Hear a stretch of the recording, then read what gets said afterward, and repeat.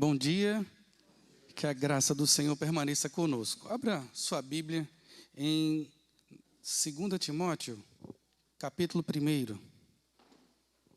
2 Timóteo, capítulo 1, do verso 1 até o verso 12.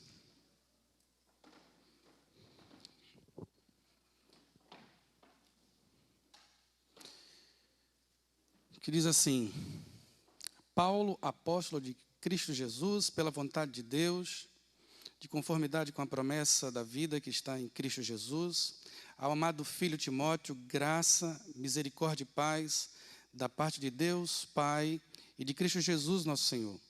Dou graças a Deus, a quem, desde os meus antepassados, sirvo com a consciência pura, porque sem cessar me lembro de Ti nas minhas orações, noite e dia. Lembro das tuas lágrimas, estou ansioso para ver-te, para que eu transborde de alegria. Pela recordação que guardo da tua fé sem fingimento, a mesma que primeiramente habitou a tua avó Lóide e a tua mãe Eunice, e estou certo de que também em ti.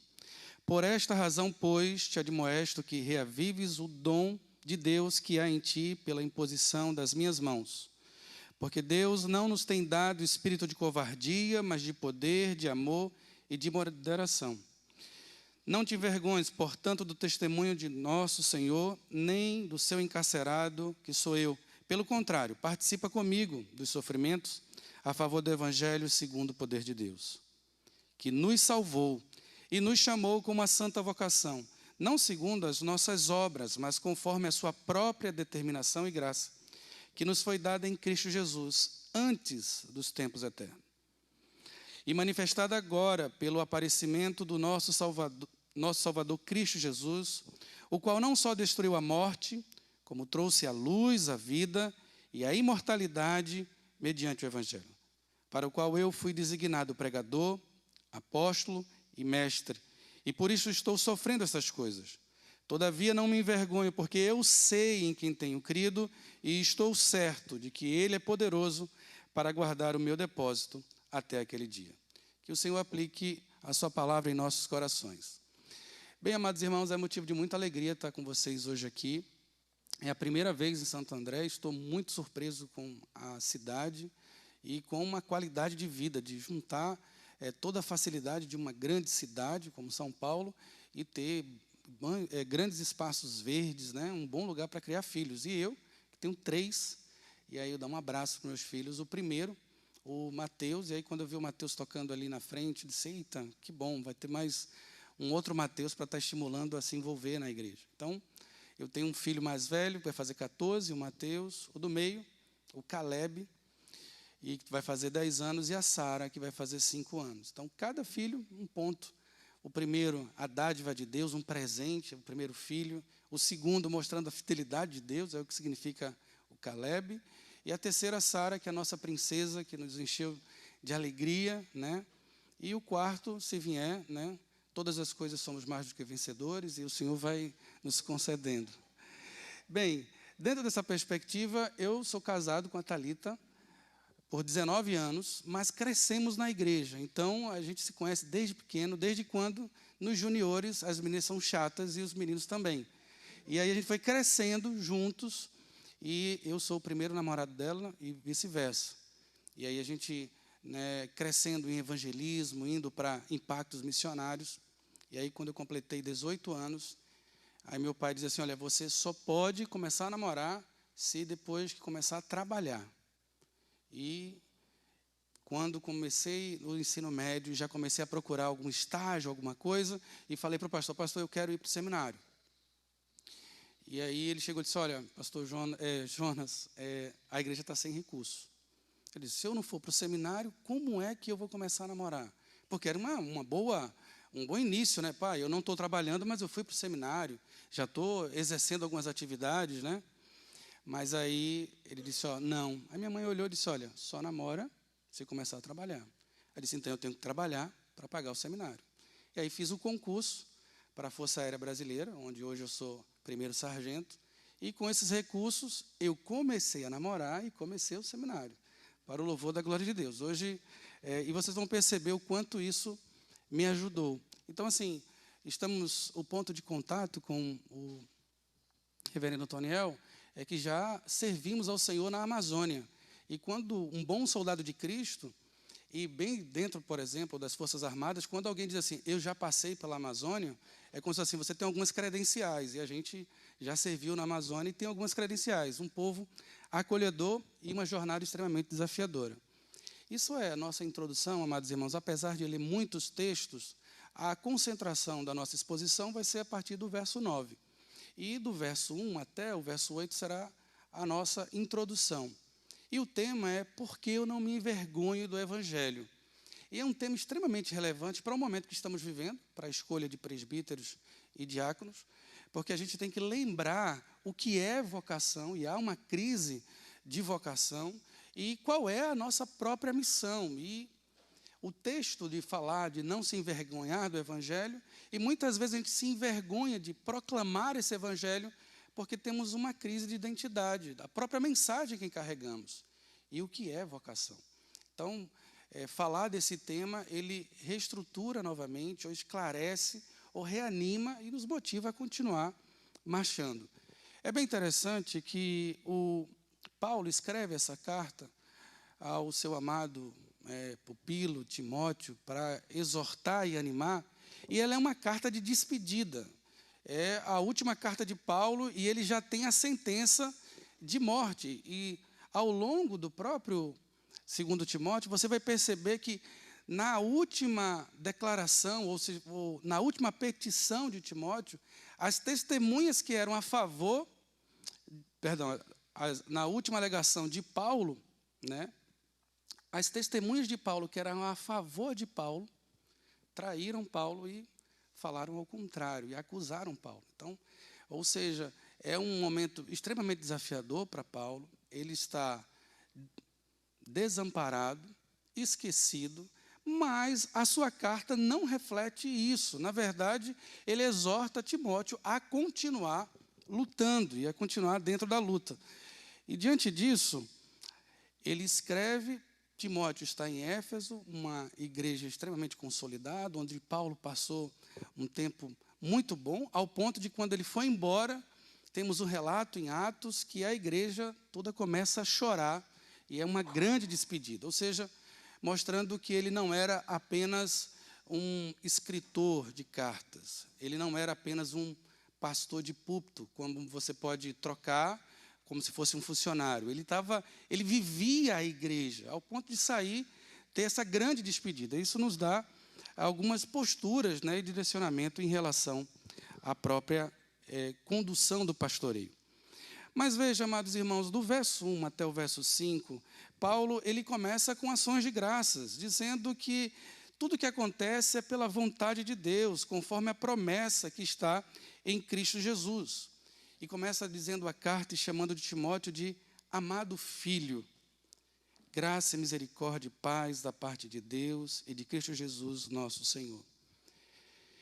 Dou graças a Deus. E aí, essa é uma carta dura para com Timóteo, mas começa primeiro trazendo os méritos e mostrando que tudo que acontece e que está acontecendo com Paulo e que vai acontecer com Timóteo é fruto da graça, da misericórdia e da paz. Ele começa dizendo, eu dou graças a Deus a quem desde os meus antepassados vivo com a consciência pura, porque sem cessar me lembro de ti nas minhas orações. É bem interessante que quando queremos motivar alguém e saber o quanto amamos alguém, não é o quanto você conversa somente com ela, ou presta atenção, ou serve, mas o quanto você ora por ela. Porque alguém pode chegar perto do outro e mostrar oratória, conhecimento teológico, e tudo isso ser fruto de uma vaidade. Mas dificilmente alguém isolado no seu quarto, que coloca os filhos, os entes queridos, debaixo de pedido de oração, dificilmente alguém se ajoelha baseado em uma vaidade. Ele vai ali baseado em amor. E aí a pergunta que eu coloco é, quanto tempo você para orar pelas pessoas que você diz que ama? Isso é muito sério, ao ponto de que muitas vezes quando recebemos em nosso gabinete pastoral uma crise no casamento, e o pastor diz assim, Você tem orado por ela? Eita, lá vem o pastor falando de oração. Como se fosse uma dipirona, que a gente vai numa UPA e aí o pessoal prescreve um remédio para dor. Mas olhando as Escrituras, amados irmãos, e na despedida até de Paulo em relação a Timóteo, eu tenho orado por você. E aí, se você é jovem ou adolescente, a pergunta é, se você quer casar, quanto tempo você tem orado pela sua futura esposa ou esposo? E isso reflete muito, por exemplo, quando eu andava 40 minutos para chegar na escola, a 30 minutos. E era uma caminhada boa. Já estava namorando com Thalita, e é bem interessante que eu ia o trajeto todo orando por ela. Mas assim, a gente sabe que quando você vai crescendo, as motivações vão mudando, né? E a maturidade. E o meu pedido de oração é, Senhor, vai calando a voz daquele homem sedutor, no nome de Jesus, cala os ouvidos da Thalita, que não entre nada, o Senhor protege a minha namorada. Bem, por mais que seja bem interessante essa preocupação para que o Espírito Santo pudesse guardá-la, mas eu fui ensinado desde pequeno, filho, já orou por isso? Filho, já orou pela sua namorada hoje? Então, amados irmãos, se queremos ser uma igreja amorosa, devemos ser uma igreja que ora pelos outros, que ora pelos nossos irmãos. Então, realmente, faça uma lista dos seus entes queridos, pela igreja, pelo seu pastor, e se compadeça, e não é uma oração solitária ou, ó Senhor Deus, o Senhor é soberano, e o que o Senhor quiser fazer com a vida da família pastoral, faça, se quiser tirar, que tire, se quiser animar, que anime, de uma maneira tão fria e radical, mas muitas vezes oramos como apenas para preencher tabela. Orei pelo pastor, que Deus tenha misericórdia dessa oração. Mas muitas vezes, amados irmãos, carregamos uma teologia e esquecemos que a verdadeira teologia ela é carregada com amor. Por isso, Paulo ele diz que ele ora e ele lembra das lágrimas e se compadece daquele de quem ele ama. Isso me faz lembrar, uma vez estava no seminário em Manaus e um seminarista chegou e disse assim, olha, o meu filho, com 8 anos, foi diagnosticado com câncer. E aí o professor falou assim, olha, seminarista fulano, você pode levantar e orar pelo filho do nosso querido irmão? Aí o seminarista levantou e disse, ó Deus soberano, o Senhor é o dono da vida, se o Senhor quiser tirar, que tire. Quando ele falou isso, o professor, para. Pode sentar. Quem aqui tem um filho? Aí um seminarista, eu. Ele tem quantos anos? 6 anos. Você pode levantar como se fosse o seu filho diagnosticado com câncer? Esse outro seminarista já levantou e quando começou a dizer assim, ó Deus, já começou a chorar. Tem misericórdia, tem compaixão.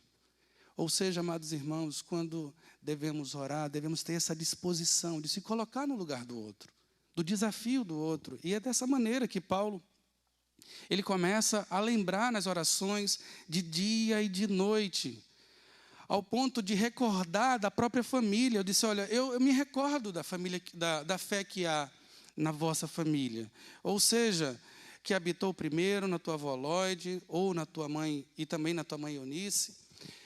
É bem interessante que se fala pouco na história quem é que foi o pai de Paulo, o pai de Timóteo. Mas independente da nossa estrutura familiar ou ausência do próprio pai, eu quero dizer que o Senhor faz nova todas as coisas. E Ele providencia pais espirituais, mães espirituais. E ao longo das Escrituras vamos perceber que o Senhor diz que ninguém que deixou ou perdeu o pai e a mãe por amor ao Senhor ficou desamparado. Ele diz que ainda nesta vida ia conceder pais, mães. Por isso eu fui criado dentro de um ambiente amoroso, ao ponto de, quando era pequeno, lembrar, no jardim da infância, quando perguntaram para mim, quantos avós você tem? Eu falei, eu tenho 8. Pessoal, 8? Mas porque eu tinha dentro da igreja que as irmãs, de cabelos bem branquinhos, eram como meus avós.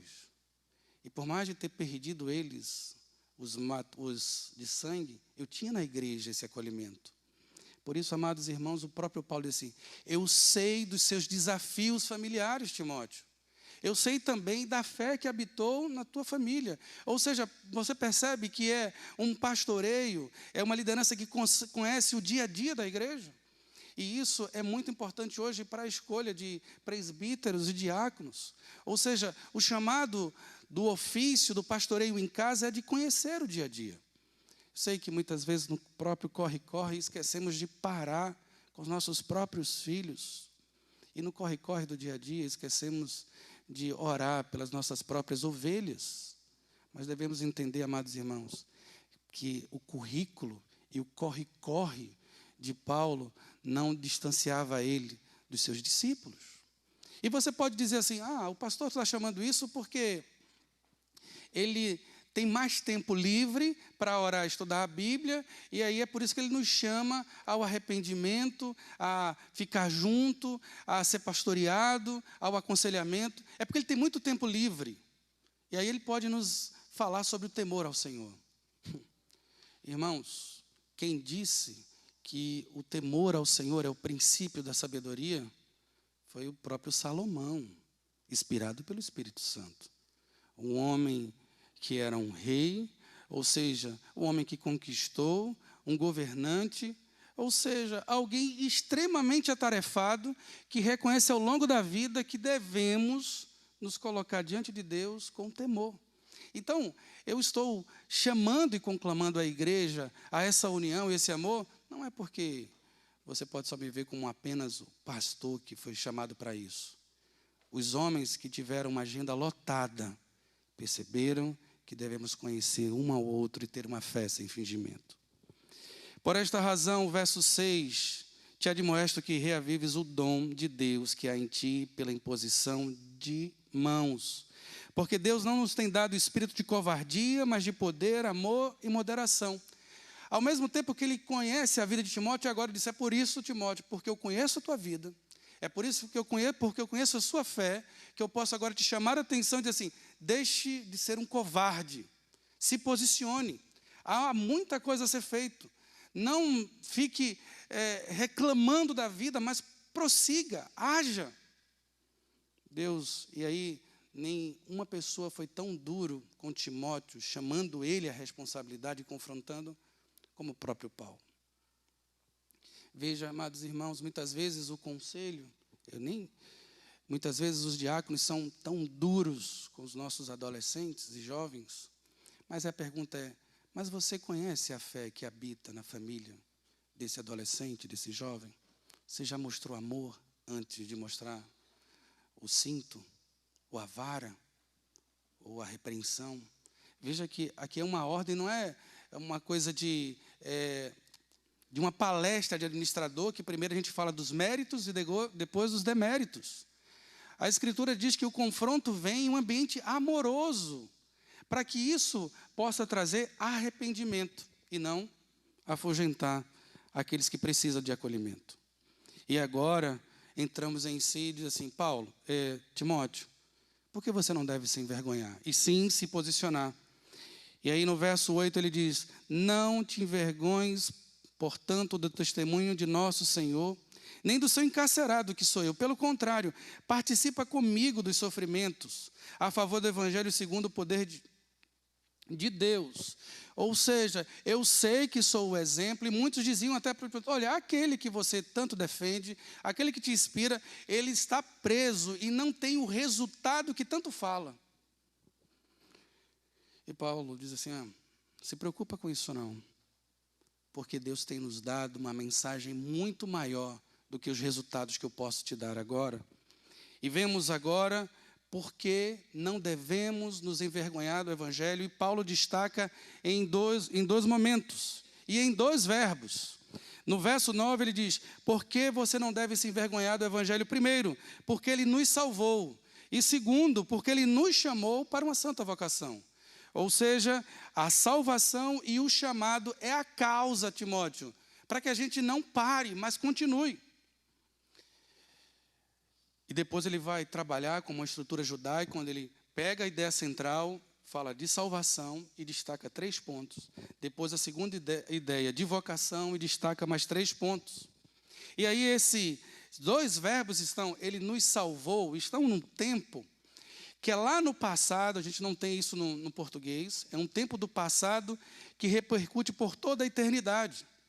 E isso aqui cai por terra, como muitas vezes os nossos irmãos pentecostais que acreditam que a salvação se perde. Mas se olharmos os textos, quando fala de salvação, é algo que aconteceu, como falou o seminarista, antes da fundação do mundo, como vemos em Efésios capítulo 1, verso 4, e repercute por toda a eternidade. Ou seja, não tem essa ideia de agora eu estou salvo, agora eu não estou. A própria estrutura é colocada de um jeito que é algo que foi no passado e repercute por toda a eternidade. Uma vez salvo, salvo por toda a eternidade. E essa garantia não está na nossa escolha, mas na escolha dele. Da mesma forma, o nosso chamado. E aí, muitas vezes, ficamos preocupados e dizendo assim, eu não tenho o que fazer, eu não tenho vocação. Amados irmãos, tanto a nossa salvação, quanto... Verso 24, nos diz, sendo justificados gratuitamente pela sua graça, mediante a redenção que há em Cristo Jesus. E voltando para Efésios, capítulo 2, verso 8 e 9, nos diz, porque pela graça sois salvos, mediante a fé, e isto não vem de vós, é dom de Deus, não de obras, para que ninguém se glorie.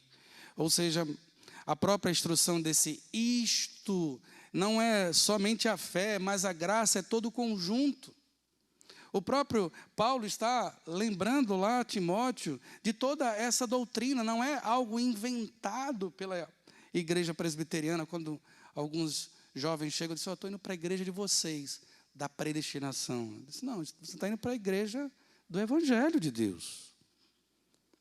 Porque em Efésios capítulo 1, verso 4, como lemos hoje, é antes da fundação do mundo e baseado no seu querer. Do verso 10, voltando a Timóteo, 2 Timóteo, no verso 10, ele agora vai começar a destrinchar, ele nos salvou de quê? E no verso 10 ele diz, e manifestou agora pelo aparecimento de nosso Salvador Cristo Jesus, o qual não só destruiu a morte. Então a primeira salvação é a salvação da condenação eterna. Porque o salário do pecado é a morte, mas o dom gratuito de Deus, a vida eterna em Cristo Jesus. Como vemos em Romanos capítulo 6, verso 23. Em Romanos capítulo 8, verso 1 a 2, nos diz, agora, pois, já nenhuma condenação há aos que estão em Cristo Jesus, porque pela lei do Espírito da vida em Cristo Jesus te livrou da lei do pecado e da morte. Em João, capítulo 5, verso 24, nos diz, em verdade vos digo, quem ouve a minha voz, quem ouve a minha palavra e crê naquele que me enviou, tem a vida eterna e não entrará em juízo, pois passou da morte para a vida. Ou seja, amados irmãos, o primeiro benefício dessa salvação é ele nos livrar dessa condenação eterna, da condenação do próprio pecado, da morte eterna. Isso é tão extraordinário que uma vez assistindo com meu filho, o Mateus, na época ele tinha 8 anos, a gente foi assistir Paixão de Cristo, de Mel Gibson. E é um filme pesado, que mostra Jesus Cristo apanhando, mas de uma maneira com hombridade, a ponto de quando ele apanhava, ele levantava e dizia assim, pode bater. E aí eu queria mostrar essa atitude para o meu filho, mas teve uma hora que ele perguntou, papai, por que ele está apanhando tanto? Eu disse, por causa da minha culpa, por causa da sua culpa. Aí ele disse, ele está apanhando por causa de mim, por causa de nós. Aí ele começou a chorar com 8 anos. Ele disse, filho, havia uma sentença de morte sobre nós. E ele foi colocado em nosso lugar. Amados irmãos, a morte de Cristo, ela é suficiente para salvar a todo mundo, mas é eficiente para os eleitos. Mas devemos entender o que levou Cristo à cruz foi o pecado da sua igreja. E todas as vezes que você olhar para um filme como A Paixão de Cristo, assim, foi o meu pecado que levou Cristo para a cruz. Que quando nos distanciamos dessa condenação, achamos sempre que Jesus morreu, mas ele sofreu por aqueles pecadores ali que estão de uma maneira perversa, e não por mim. No sentido, eu estou arrependido, eu sou alguém contrito, eu sou alguém separado desde a fundação do mundo. Não, ele te escolheu, mas foi necessário a sua morte. A salvação, ela é pela graça, mas ela não foi gratuita, porque custou o sangue do próprio Filho de Deus. Se não bastasse a absolvição dessa condenação, o próprio Timóteo, o próprio Paulo, dando continuidade, dizendo que ele nos salvou, destruindo a morte, bem como nos trouxe luz à vida. De novo, lembramos de João capítulo 8, verso 12. De novo, lhes falava Jesus dizendo: eu sou a luz do mundo. Quem me segue não andará nas trevas, pelo contrário, terá a luz da vida. 1 Pedro, ele fala de uma maneira extraordinária. 1 Pedro, capítulo 2, verso 9 a 10. 1 Pedro, capítulo 2, verso 9 a 10, que diz: vós, pois, sois raça eleita, sacerdócio real, nação santa, povo de propriedade exclusiva de Deus, a fim de proclamardes as virtudes daqueles que vos chamou das trevas para a sua maravilhosa luz. Vós sim, que antes erais povo, mas agora sois povo de Deus. E não tinhais alcançado a misericórdia, mas agora alcançastes misericórdia. Ele nos tirou do império das trevas para a maravilhosa luz. Isso o que é que significa, amados irmãos? Nós temos agora uma nova visão de mundo. Ele não só nos tirou da escravidão, mas ele nos levou para a casa grande. No período da abolição da escravatura no Brasil, muitas senzalas foram abertas e muitos escravos foram jogados à própria sorte. Cristo, ele nos libertou, mas ele não nos deixou à própria sorte. Ele trouxe também clareza para a nossa visão de mundo, para que possamos perceber com discernimento como amar a nossa esposa, como respeitar o nosso marido, como educar os nossos filhos, como viver em comunhão, como adorar, como viver e trabalhar em sociedade. Ou seja, a nossa visão é iluminada por Cristo. Ele nos salvou para isso. Ele nos libertou do império das trevas e nos trouxe um propósito. E você pode dizer: tá bom, pastor, ele me livrou da condenação eterna, ele me deu uma nova perspectiva de mundo, mas e se no final eu fraquejar, e se no final eu não conseguir, o que há de acontecer comigo, se os resultados não vierem? E aí ele lembra novamente a Timóteo. Ele não só nos trouxe uma perspectiva nova, a luz da vida, como a imortalidade mediante o Evangelho. Em João capítulo 11, verso 25 a 26, nos diz: disse-lhe Jesus: eu sou a ressurreição e a vida. Quem crê em mim, ainda que morra, viverá. E todo que vive e crê em mim, ainda que morra, e todo aquele que vive e crê em mim, não morrerá eternamente. Crê tu nisto? Não existe o maior medo da sociedade, quando fomos para uma pesquisa, dizendo que é o medo da própria morte. Diz que o ápice da tristeza é por volta dos 47 anos. Porque você começa a trabalhar e diz assim, com 20 você diz: não, eu vou conquistar. Com 30, não, eu vou conquistar. Chega aos 40, você diz assim: será que eu vou conquistar mesmo? Chega aos 47, eu digo: bem, não é tudo aquilo que eu conquistei, mas eu tenho que dar.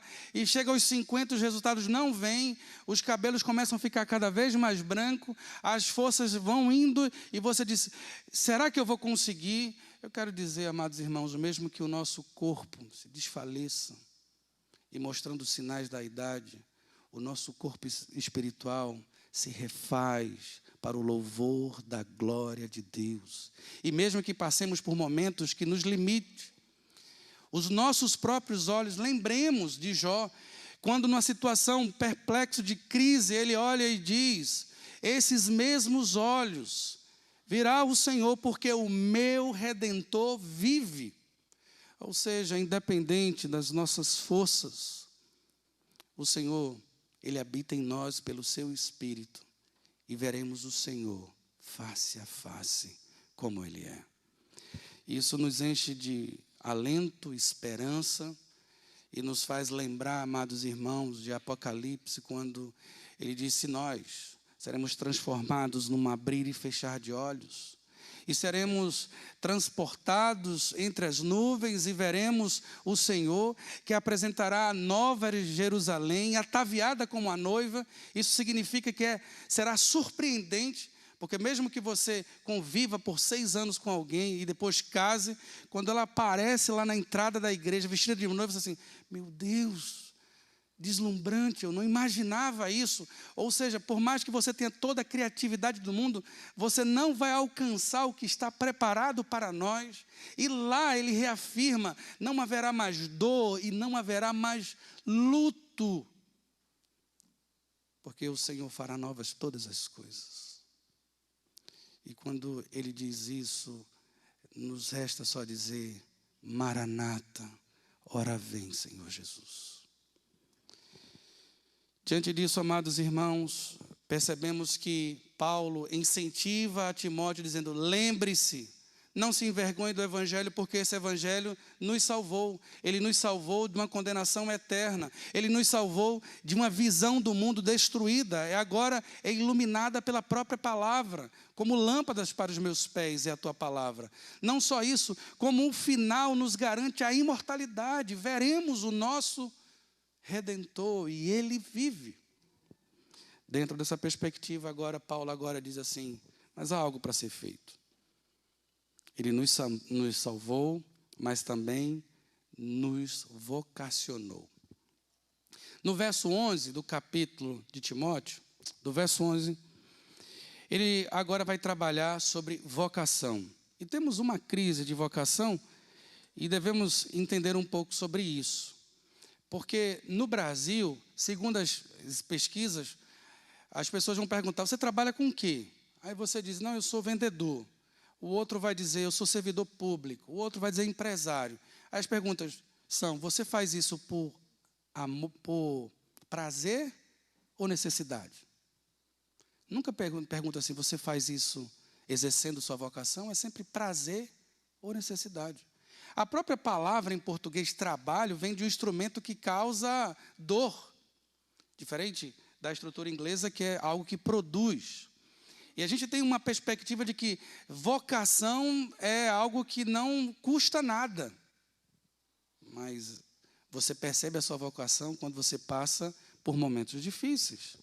Mas a primeira característica de uma vocação é entender o que está no verso 11, para a qual eu fui designado pregador, apóstolo e mestre.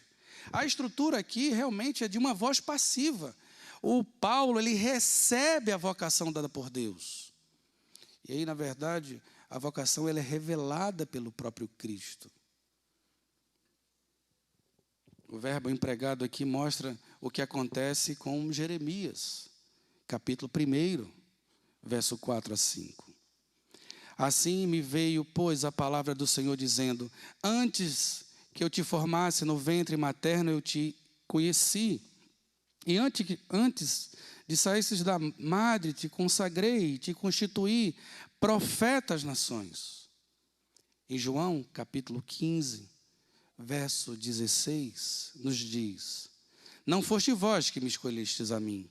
Pelo contrário, eu vos escolhi e vos designei a vós outro, e vos designei para que vades e deis fruto, e o vosso fruto permaneça, a fim de que tudo quando pedirdes ao meu Pai em meu nome, Ele vos conceda.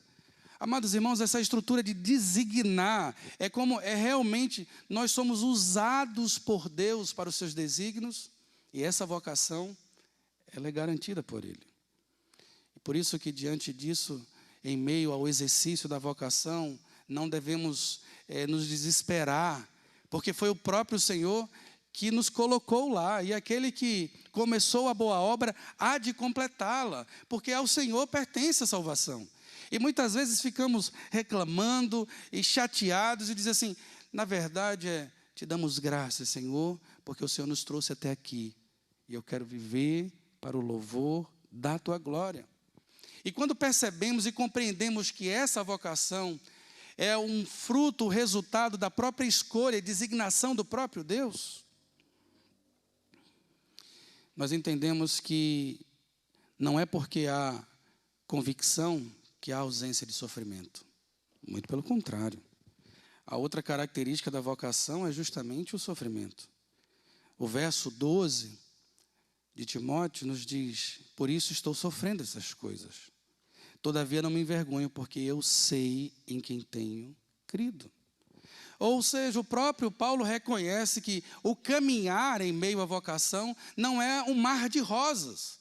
Deus não nos chama para sermos os sufistas de Cristo, com todo respeito aos sufistas. Deus nos chama para ser um bom soldado de Cristo, que não se envolve com coisas dessa vida, mas está focado na missão. Independente do que aconteça, ele está na trincheira preparado para a aproximação. É bem interessante que no filme Band of Brothers, na série dos paraquedistas norte-americanos, alguns paraquedistas são lançados na Segunda Guerra, e me chama a atenção que tem um paraquedista que fica com tanto medo que não consegue atirar, entrando de uma trincheira para outra. E aí um tenente chega perto desse soldado e diz, por que você não está avançando? Ele diz, porque eu tenho medo de morrer. Aí ele olha para os olhos do soldado e diz, você já está morto, soldado. Levante-se e vamos para a guerra. Você já está morto. Muitas vezes, amados irmãos, achamos e ficamos pensando que Paulo está reclamando dos sofrimentos. Ele diz, não, eu estou sofrendo justamente porque eu estou cumprindo a minha missão. E em Romanos capítulo 8, verso 17 a 18 diz, porque para mim tenho por certo que os sofrimentos do tempo presente não podem ser comparados com a glória a ser revelada. Pois Deus não nos deu só a graça de ser salvo, mas também de sofrer por Ele, por dizer, eu tenho a marca de Cristo. Por isso, se você está sendo chamado para estar participando conosco, se você está acompanhando na internet, acha que a caminhada cristã é fácil, não. É extremamente desafiadora, mas o Senhor é por nós, e quem será contra nós? O nosso general tem uma característica, ele é invencível. O nosso general é Cristo, e seguimos os seus passos, como Edmar Campos falava isso na década de 90. O Senhor dos Exércitos está conosco. O Deus de Jacó é o nosso refúgio. Amados irmãos, esse texto me chamou tanto a atenção quando era pequeno. Eu morava numa casa 3x9 de madeira. E você quer saber por que eu despertei para o chamado pastoral? Porque com 9 anos de idade, a igreja fez um mutirão e construiu a minha casa. Eu perguntei para minha mãe, quem é que está fazendo isso? Olha, é o pastor que está coordenando. Eu disse, então, quando eu crescer, eu quero ser um pastor.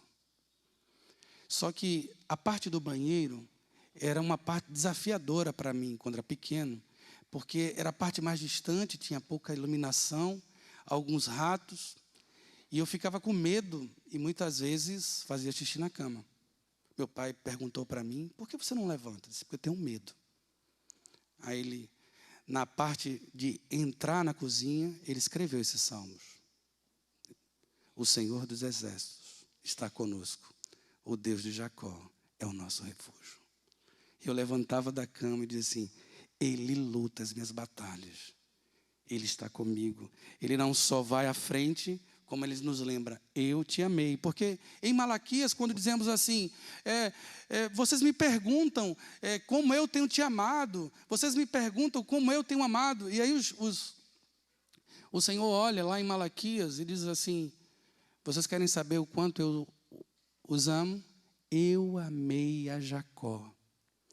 A eleição é fruto do amor de Deus.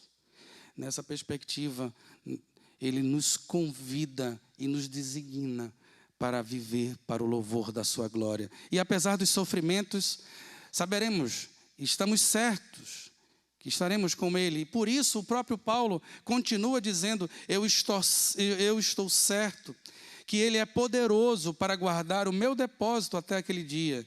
Estou plenamente certo de que aquele que começou a boa obra há de completá-la até aquele dia, como vemos em Filipenses capítulo 1. Ou seja, o chamado é uma designação do próprio Deus. E muitas vezes haverá sofrimentos, mas teremos uma convicção profunda e uma certeza de que Ele estará conosco. Mesmo que passemos por momentos de aflição ou até entremos pelo vale da sombra da morte, não temeremos mal algum, porque eu sei que Ele está comigo. E isso é mais do que o suficiente.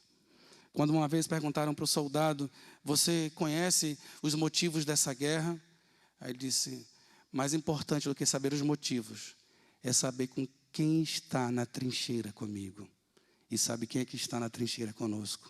O Senhor dos Exércitos. Nessa perspectiva, amados irmãos, lembremos, por fim, o que diz em Romanos, capítulo 8, verso 35 a 39. Romanos, capítulo 8, verso 35 a 39, que diz, quem nos separará do amor de Cristo? Será tribulação, ou angústia, ou perseguição, ou fome, ou nudez, ou perigo, ou espada? Como está escrito, por amor de ti somos entregues à morte. O dia todo somos considerados como ovelhas para o matador. Mas em todas essas coisas, porém, somos mais do que vencedores, por meio daquele que nos amou.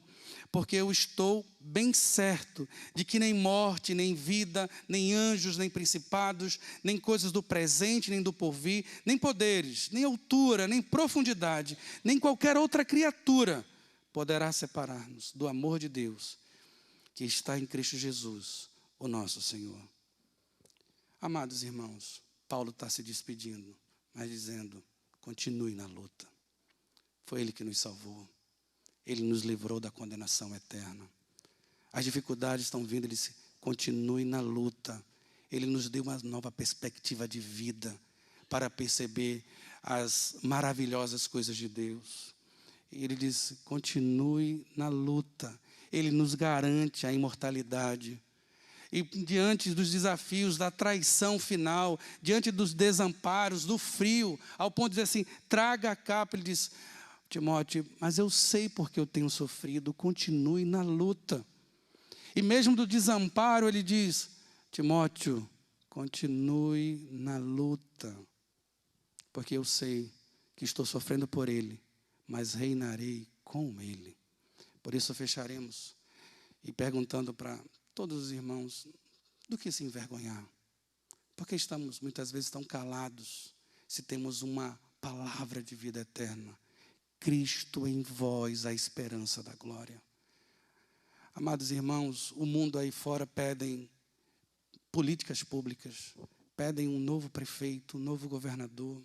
O mundo aí fora pede uma nova gestão, novos vereadores, mas a igreja continua clamando para que Deus salve essa nação, que a nossa confiança esteja nele, para o louvor da sua glória. E eu vou dizer, será fácil?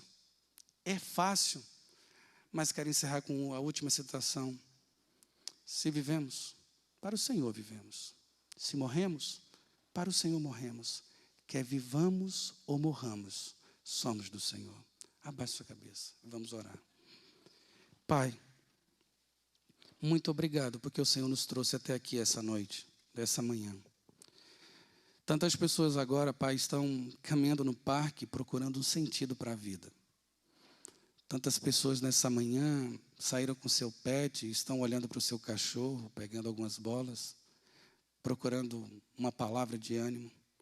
Mas muito obrigado, Senhor, porque o Senhor nos trouxe até a tua casa e nos lembrou que nos salvou do império das trevas para a maravilhosa luz, a fim de proclamar as virtudes daquele que nos chamou, Pai. Pai, nos desperta, nos liberta do sono espiritual, nos chama a proclamar o Evangelho e viver, Pai, essa comunidade de fé, assim como Paulo conhecia Timóteo das suas lágrimas, das suas dores. Faz, ó Deus, em nossa igreja, um ambiente de empatia, de acolhimento e, acima de tudo, que glorifica o Teu nome com a voz do Teu Filho. Que tudo isso possamos fazer no poder do Espírito Santo. Por isso rogamos, em nome do Pai, do Filho e do Espírito Santo. Amém.